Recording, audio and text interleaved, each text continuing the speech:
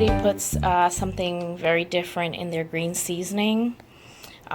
Each time I make green seasoning, it's a little bit different depending on what I'm making. So because I'm actually doing this for fish, I'm going to fry some fish today. And so it's going to be a little bit heavier in the thyme and the garlic and the pepper. So what I have here for my green seasoning today, I'll put some onions, some garlic, and these are wiri peppers. So these are very fragrant. They're not the hottest, but they pack a little punch. They're just really fragrant, and they just add a nice flavor to any dish. These are some basil. They're like a variety of holy basil, but it adds a really nice taste. But I don't want it to be too overpowering, so just a couple of leaves of that. Here I have my Cuban oregano, or my Indian barrage, or like my friends know it, and I do broadleaf thyme. I have some of that fine leaf thyme, or they also call this false oregano, I was told. So I have that. Some cilantro, a little bit of parsley, and some green onions or scallions. So as you can see, I chop the top or the bottoms off of these, and I do replant them. I'll show you right after this what I do with that and how I plant them. So you can get free onions. When you buy your onions at the store, don't throw away the bottoms, just put them right into dirt, and you'll have green onions, guys.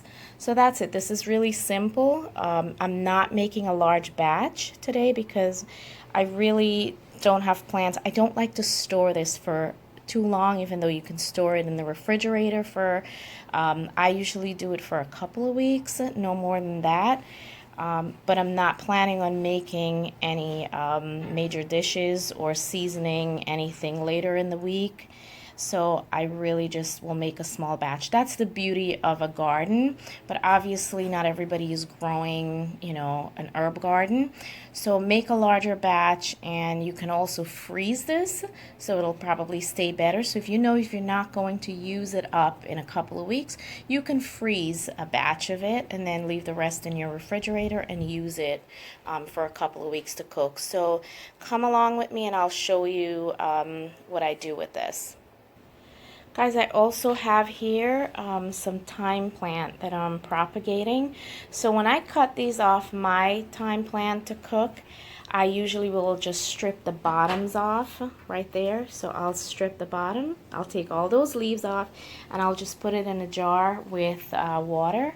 And it should root in 2 to 3 weeks. I should probably start seeing roots on these. So that's what I do with these, and I just replant them, and so I get a new plant. So that's what I do, okay? But let's get right into making this green seasoning. So I went ahead and washed everything. So everything is washed, and I gave it a rough chop. So everything's all chopped up. The scallions are washed and chopped. I have here about 6 cloves of garlic, and this is half an onion, okay?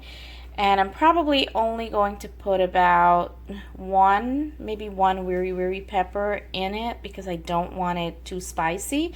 I like spicy, but not everybody in the home eats it that way. So it's not going to be too spicy. Anybody that wants extra spice like myself will have to add on top of the dish. Okay, so I'll put everything in my blender. So everything is in my blender. And I'll go ahead and I'll do 1 pepper just for flavor, because it's going to add a nice flavor to the fish. And so I'll go ahead and we'll blend this all up. Most important, you want to add liquid. Don't forget the liquid, okay? So I'll add probably about, I want to say, 1/4 cup, maybe a little bit more, depending on how liquidy you want this or how thick you want it, but just enough to make sure that it blends, okay? So I'll add that in there. Okay, so here we have it. It's all in there. So if I were going to make a larger batch, of course I would do it in a larger blender, but because I'm probably going to use this once or twice, I didn't really want to make a lot, but you can just make as much as you want, and like I said, you can store it. So this is going to be a little bit noisy. Here we go.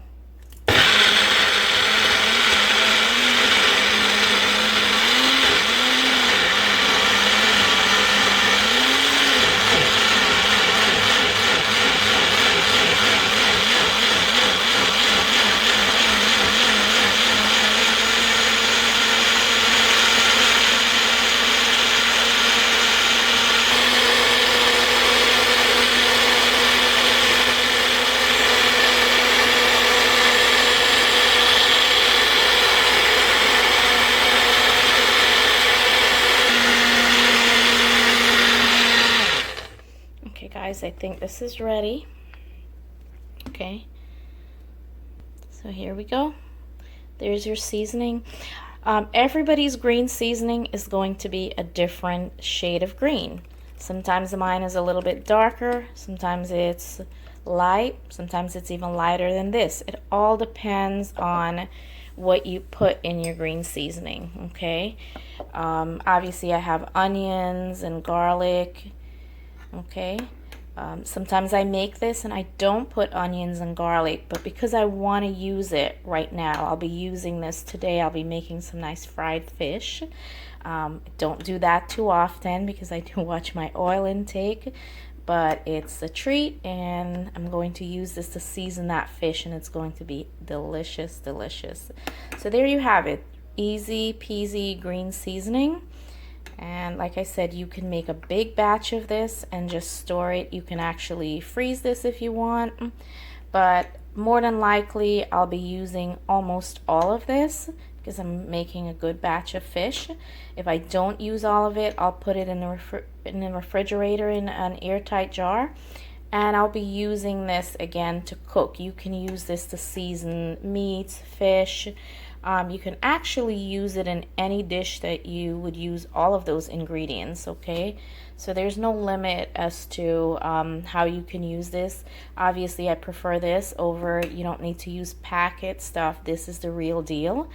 And so it'll add a lot of wonderful flavors to your dishes. So there you have it, guys. That's how I harvest and make my green seasoning. If you like this video and you want to see more videos like this, please let me know in the comments below. Like, subscribe, and please hit the notification bell so you don't miss any more of my future videos. Thank you for watching and have a beautiful, beautiful day.